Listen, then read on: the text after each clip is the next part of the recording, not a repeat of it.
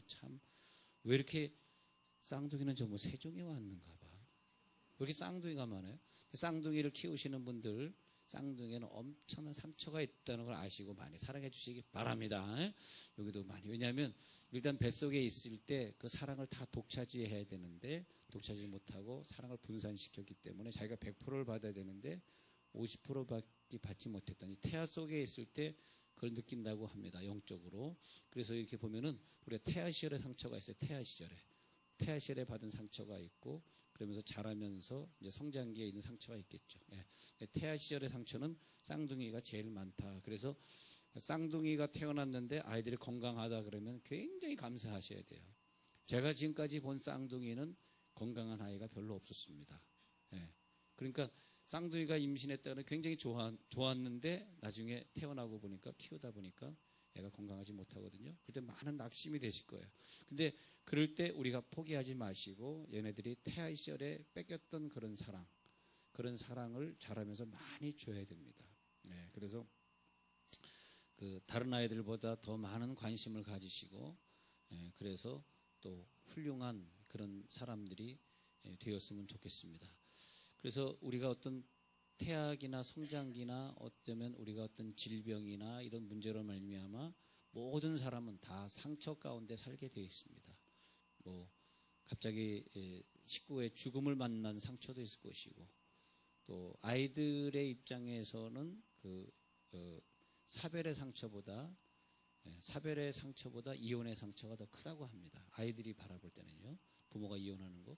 또 그런 상처를 우리가 만났을 수도 있고 또 여러분들이 어릴 때 자라다가 어머니나 아버지가 집을 갑자기 나가거나 그래서 갑자기 충격을 받을 수도 있는데 그러다 보니까 그 상황이 너무 심해지면은 이제 엮이는 가정이 됩니다. 엮이는 가정에서 이렇게 부모가 이렇게 있는데 이 부모가 엮이는 가정을 살고 있다 이렇게 말합니다.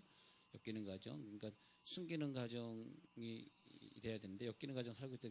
근데 엮이는 가정은 어떻게 왔느냐 하니까 이 남자와 여자가 엮이는의 부모는 엮이는 가정을 만든다 이렇게 말합니다. 이 부모, 이 사람의 부모, 이 남자의 부모, 이 여자의 부모가 엮이는 가정에서 애를 키웠기 때문에 그건 100% 엮이는의 부모가 된다. 그래서 저는 여러분들 혹시 기회가 되신다면 좀 숨기는 가정과 결혼하면은 문제는 없어요. 근데 이제 모르죠. 왜냐하면 여러분들이 이 사람이 숨기는 가정에서 자랐는지 엮이는 가정에서 자랐는지 모르잖아요.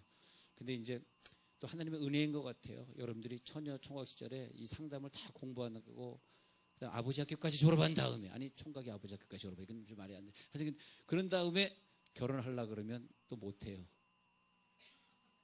눈이 밝아져가지고 결혼할 수가 없습니다.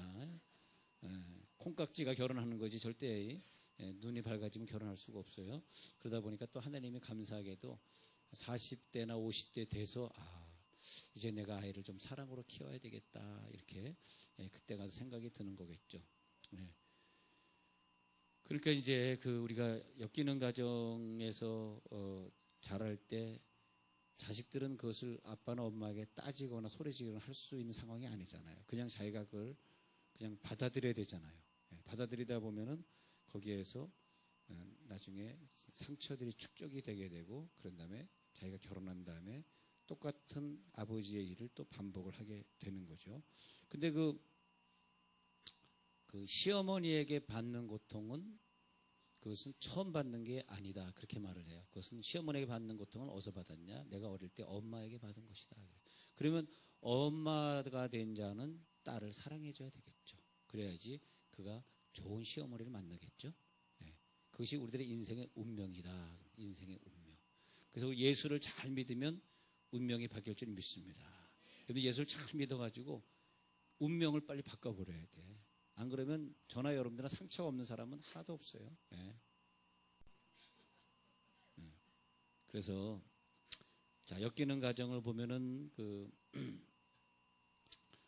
우리가 사랑을 받아야 될 나이에 부모의 눈치를 봐야 되고 또 내가 마음껏 자유를 누려야 되는데 억압하는 부모, 통제하는 부모 밑에 자유가 없고 내가 이 말하면 이렇게 야단 맞겠지, 이렇게 행동하면 또 저렇게 지적을 당하겠지, 또 그럴 수도 있고 또 알코올 중독자들을 갖다가 이렇게 술 중독에 빠져 있는 분들을 조사해 보니까 술을 부모가 안 마셨는데 마신 사람과 부모가 마셨기 때문에 마신 사람의 비율이 4배가 많다고 합니다. 4배.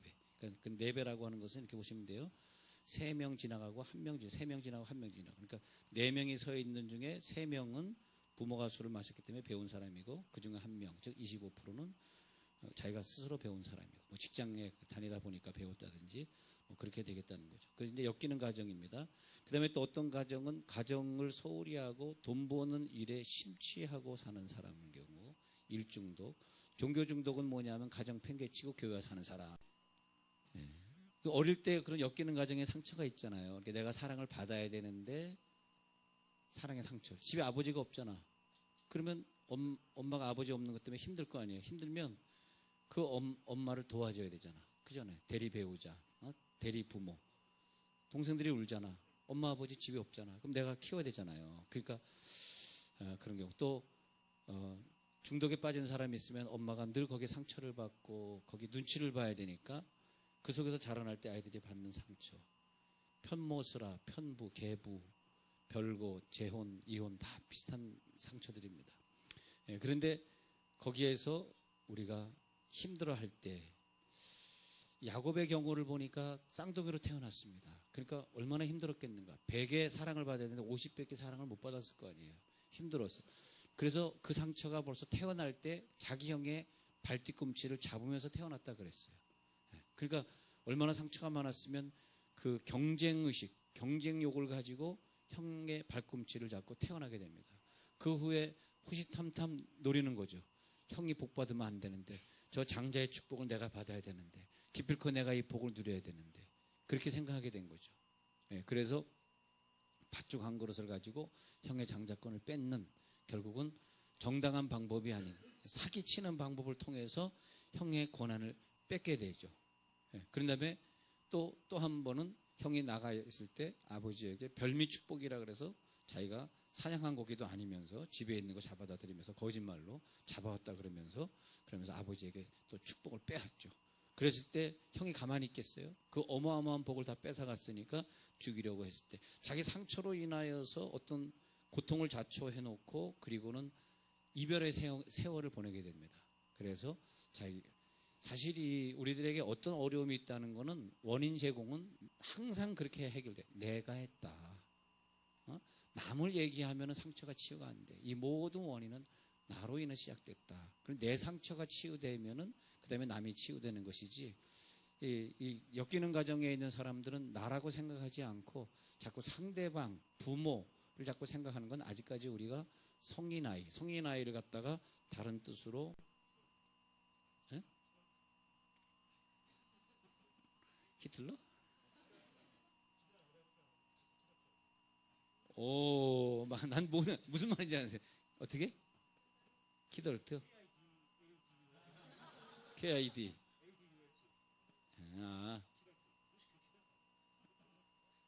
키덜트? 맞아. 이 지금 키드 어덜트라고 하는 말을 한국말로 하면은, 성인 내재아인데, 다른 말로 성인 내재아. 성인이 내 속에 살고 있어요. 내재아. 성인이 내 살고 있는데, 성인아이라 그러는데, 내 속에 성인아이가 있다. 근데 이게 성인인데 내 속에 아직 아이가 있는 거죠. 아이. 그래서 절제 능력이 부족하고 죄 지을 때 죄에 쉽게 노출이 되고 중독을 이기지 못하고 화나는 걸 그대로 화를 내고 옆에 있는 사람 의식하지 않는 의식하는 능력의 그 수준이 떨어지는 사람을 가리켜서 성인아이다. 이렇게 말합니다. 갑자기 저 뭔 말하나 그랬네요. 예. 근데 이제 근데 그래서 그 성인아이를 가지고 있는데 그 성인아이가 언제부터 시작되냐. 엮이는 가정에서 자랄 때. 엮이는 가정은 뭐냐. 사랑을 위에서부터 아래로 받아야 되는데 거꾸로 윗사람을 신경 써야 되고 윗사람이 어떻게 행동하냐에 따라서 내가 자꾸 통제가 되거나 내가 자꾸 어디에 엄마가 집에 없으니까 아빠한테 밥을 해줘야 되죠. 아빠 엄마의 사랑을 받아야 될 나이에 집에서 밥을 하고 있으니까 걔가 나중에 그러니까 어릴 때 너무 고생을 많이 한 사람. 어떤 딸이 막 엄마가 없으니까 밥도 해야 돼, 뭐 농사도 져야 돼, 막 밭도 갈아야 돼, 그다음에 또 뭐 가난하니까 집에 물이 새니까 꼭 여름 되면 홍수 넘으면 물 쓸어내야 되면 그런 가지고 자란 사람이 있잖아요. 그런 사람이 죄송하지만 행복한 시집을 갈 수 있을까? 잘 못 간다고 말하는 거예요. 제 말이 아니라. 그렇게 말. 그래서 시집을 가서 많은 고생을 하고 남편에게 무시당하고 그렇게 되는 거죠. 근데 그랬을 때 제가 그것을 뭐 원인만 얘기하는 것이 아니라 우리는 성령의 능력으로 이것을 치유받으시기 바랍니다. 치유받으시고. 근데 제가 상담학을 공부한 율법주의적인 신앙생활 속에 살면 상처가 돼요. 율법주의. 그러니까 신앙도 좀 자유롭게 하도록 이렇게 좀 이렇게 격려하면서 해야지 율법주의. 그다음에 그 중병을 앓는 엄마나 아빠, 또 식구 중에 뇌성마비나 우울증 환자가 있어. 그러면 자꾸 그쪽으로 에너지를 뺏기는 거죠. 또 그다음에 의처증, 의부증을 나타내는 부모나 아빠, 엄마 있는 가정. 또 식생활하기가 어려울 정도로 가난한 가정. 또 부모가 자꾸 일을 나가기 때문에 두 분 다 요즘 맞벌이 하시죠. 자주 혼자 있는 아이. 그걸 역기능이다 이렇게 말합니다. 그런데 그 역기능을 우리들이 이겨내기 위해서는 근데 참 우리 예수 믿는다는 게 얼마나 감사한지 예수 믿고 나가지고 우리가 참 하나님의 은혜를 받은 게 참 감사한 것 같아요. 우리 과거에 어렸을 때 부모들 다 맞벌이 부부 많이 했습니다. 과거에도. 근데도 그걸 다 치유받고 이제는 다른 사람을 치유해주고 다니는 거 보면은 역시 신앙밖에 없다. 누가 우리를 치유해주겠느냐? 하나님이 치유해줘야지. 그렇잖아요. 어릴 때 엄마 아빠의 사랑을 못 받고 자란 사람을 누가 치유해주겠어요? 예? 하나님이 야 나는 너의 아버지다. 예수님은 야 나는 너의 신랑이다. 성령님은 우리들의 동역자, 조력자가 되어주시고 그런 거죠. 자, 엮이는 가정, 부모와 자식 간의 친밀감이 떨어진다. 거리감이 있다. 그리고 속박됨이 있다. 자주성과 독립성이 없어, 자녀에게. 그렇죠? 그 다음에 각자의 역할이 분명해야 되는데 내가 엄마인지 네가 아빠인지 누가 누구를 위로해줘야 되고 누가 누구 눈치를 봐야 되는지 역할이 분명하지 못하다. 그 다음에 그래서 부모가 자녀처럼 행동해야 되고 자녀가 부모처럼 아빠 엄마가 아이처럼 행동하는 경우, 또 자녀가 부모 대신에 부모가 해야 될 일을 대신하는 경우, 또 때는 어느 가정은 서로 종노릇처럼 하는 그런 가정들. 그러다 보니까 여기서 누가 나오냐 하니까 희생양이란 단어가 나와요. 희생양이 나옵니다. 누군가 희생을 해야 되는 희생양이 하나 나오게 됩니다. 자녀 중에서 희생양, 자녀를 여럿 키우는데 그 중에 한 명이 희생양으로 등장을 해요. 그래가지고 그 사람이 모든 아픔을 다 뒤집어서 특별히 착한 애, 뭐 시키면 그대로 하는 착한 애, 특별히 막내로 태어난 사람, 그런 사람들이 희생을 많이. 근데 희생양을 당한 사람은 어릴 때는 자기가 힘이 없으니까 희생양을 당하지만 나중에 자기가 어떤 기회가 생기면은 분노를 일으키고 나중에는 심한 성중독에 빠진다든지, 왜냐하면 자기가 사랑을 못 받았기 때문에. 그래서 부인 몰래 바람을 많이 피는 사람은 성중독에 빠져 있는 것입니다. 그래서 그것 때문에 계속 옆에 있는 사람들을 힘들게 만들고. 근데 그 엮이는 가정에서는 특별히 뭐냐면 무슨 상처가 많냐 하니까 언어 상처가 많아요. 그래서 우리가 예수 믿으면서 우리들의 입술이 구원을 받아야 돼. 할렐루야. 입술이 구원받아서 서로 격려하고 서로 언어를 통해서 위로해주고 하는 게 참 필요합니다. 참 여러분들은 입술을 통해서 서로 위로하시기 바랍니다. 각자가 우리가 하나인데 서로 분리된 것처럼 살아갈 때. 그래서 여러분 가정에 이제 요즘은 우울증 환자들이 많이 있잖아요. 우울증 환자가 있다 할지라도 그 우울증 환자의 특징은 뭐냐 하면 저 사람의 모든 관심을 내가 받고자 하는 겁니다. 영적으로는 그것이 안 좋은 병이에요. 지금 아빠도 바쁘고 엄마도 바쁘고 다 바쁜데 내가 받아야 돼. 그래서 아픈 거거든요. 그럴 때 계속 너무 이렇게 모든 그 에너지를 자기도 뺏기면 우리가 속는 거예요. 속는 거. 그럴 필요 없어요. 우울증 환자든지 뭐 술 중독자든지 거기에 에너지를 뺏길 필요가 없어. 뺏기면 뺏길수록 더해. 왜냐하면 모든 에너지가 내가 술 먹고 들어올 때마다 전부 나를 바라보고 나에게 있는데 그러면 더 취한 척하는 거야. 하는 거. 왜냐하면 더 나에게 신경 써라. 근데 신경 쓰지 마세요. 야, 마음대로 해라. 우리는 뭐 해야 돼? 울랄라 스물스물 방언하면 돼. 우리는. 자, 그러니까 그 엮이는 가정은 어떤 한 사람이 관심을 자꾸 갖고자 하는 데서 비롯됩니다. 그 관심을 갖고자 하는 데서가 중독, 죄, 무슨 뭐 우울증, 질병 이런 것으로 나타나는 거죠. 잦은 교통사고, 그것도 뭐냐면 낮은 관심을 써줘라, 사실 그런 뜻이에요. 사랑을 많이 받으면 교통사고가 나지 않는다는 통계가 있습니다. 사랑을 많이 받으면. 그래서 각자가 분리되어 독립적인 기능을 수행하면서 상호간의 의존성이 없는 경우, 도움을 서로 안 주는 거죠. 근데 참 우리에게 하나님이 식구를 주시고 아내 남편을 주시고 부모를 주시고 자녀 형제 자매를 주셨는데, 참 우리가 이거 어느 순간에 가서 나를 통해서 다 구원받고 다 치유받았으면 좋겠어요. 그것이 우리들의 목표입니다. 그것이 우리들의 목표예요. 그래서 야곱의 경우에는 어떤 태아와 성장기를 지내면서 또 아버지와 떨어져 살았기 때문에 많은 상처가 있었을 거 아닙니까? 그 상처가 있었는데 그 상처를 지내고 나서 언제 우리들이 완전한 치유를 받냐 하면은 이 모든 상처가 그 다음에 치유되는 날이 있잖아요. 자, 그 다음에 여기에서 뭐냐면 치유가 됩니다. 치유 경험을 가져요. 치유 경험을 가진 다음에, 치유 경험을 한번 해야 돼요. 치유 경험을 한 다음에 그것을 갖다가 간증을 하는 단계. 간증이 끝나면 그 다음에 하나님이 우리를 파송을 시켜요. 어디로 파송을 시키냐? 그 대상, 즉 형 에서에게 파송을 시킵니다. 근데 형 에서를 만나지 않으면 완전한 치유가 되지 않습니다. 여러분 어릴 때 상처가 많으신 분들이 의외로 교사하세요. 더 안 하려고 그래요. 그걸 이기셔야 돼. 어릴 때 상처가 많고 부모 사랑을 많이 못 받은 사람일수록 많은 아이들에게 파송이 되셔가지고 그 아이의 코를 닦아주고 그 아이를 사랑해주고. 어린이집 교사들 잘 들으세요. 막 애를 키울 때 화나잖아. 화나는 건 내가 아직 어릴 때 부모에게 받은 욕, 상처들이 치유가 안 된 거예요. 그게 화로 나올 거거든. 어린이집 교사하면 안 돼. 꼭 뭐 걔를 뭐 주먹으로 때리지 않아도 말만 해도 그건 상처를 준 거 아니에요? 그런데 이제는 분명한 경험이 있어야 돼. 교회에서 기도하다가 하나님 나를 치유하셨다. 이제는 어머니 아버지를 나는 다 용서한다. 나에게 그때 상처를 줬던 그 언니, 또 내가 중학교 때 숲을 거닐 때 나에게 성폭력을 했던 그 나이 많은 아저씨, 이제 난 다 용서한다. 다 용서가 돼야 돼. 다 용서가 된 다음에, 그런 다음에 이제는 네 상처가 아니라 내 상처를 꺼내라. 상처를 꺼내니까 남의 상처 꺼내시는데 내 상처, 내 간증. 내가 이러는 삶을 살았는데 하나님 나를 이렇게 강하게 만드셨어. 그런다면은 형 에서를 만나러 가는 거죠. 아마 이 상처가 치유 안 된 다음에 형 에서 만났으면 큰 전쟁이 일어났을 거예요. 근데 형 에서를 만나니까 치유가 된 다음에 가서 보니까 형의 얼굴이 하나님의 얼굴같이 보이더라.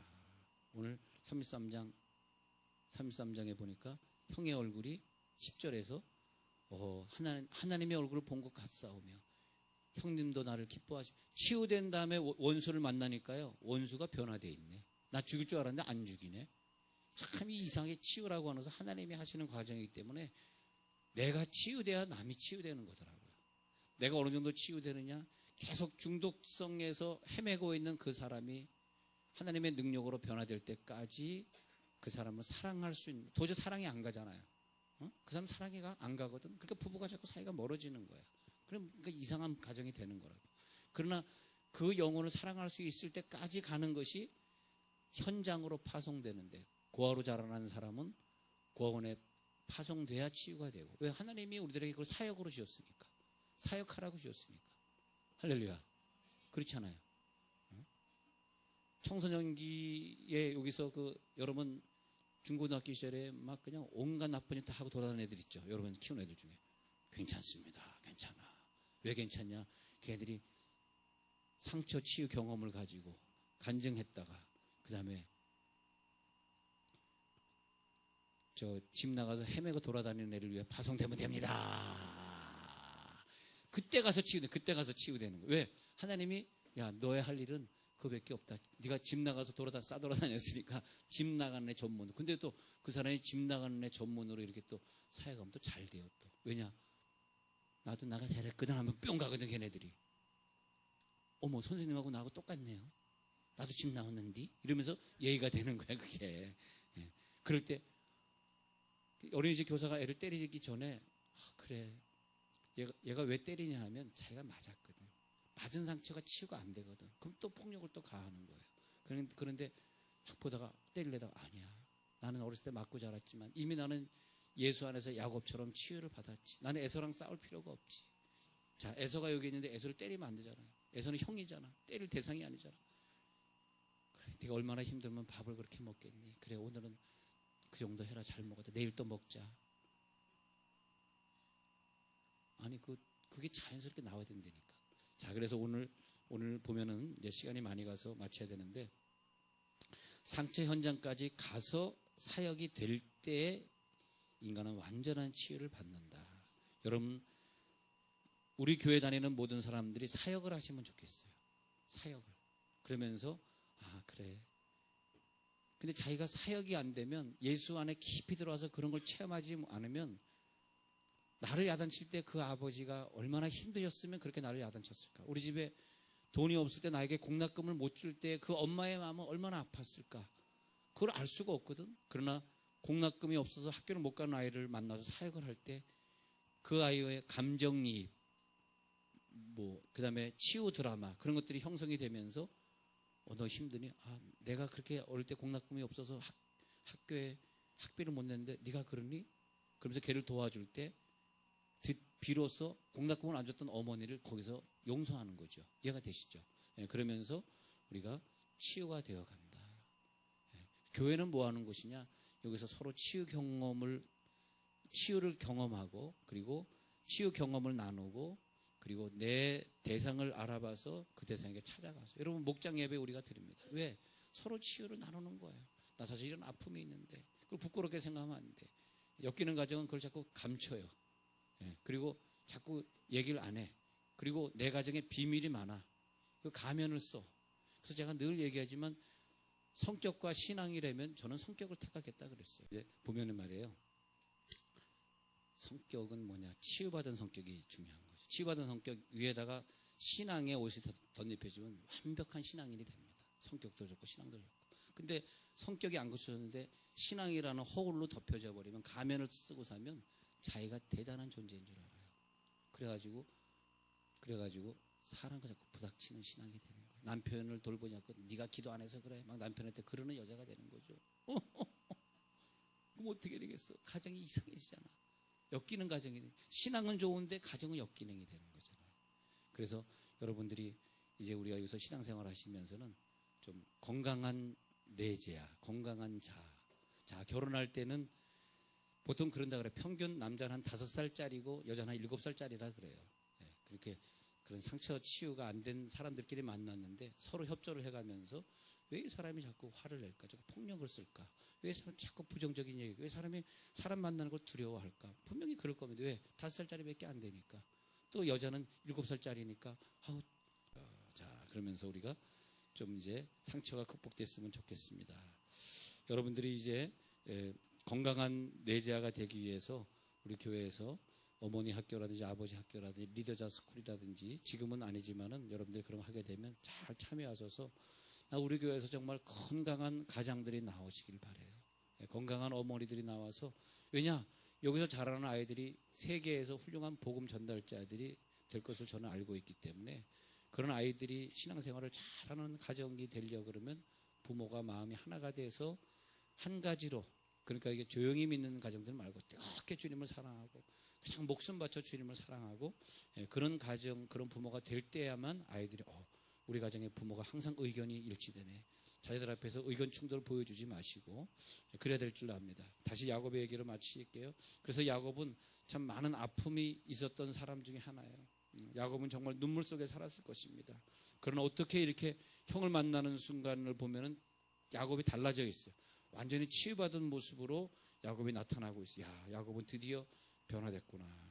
오늘도 그런 변화된 모습으로 승리하실 간절히 축원합니다. 하나님 감사합니다.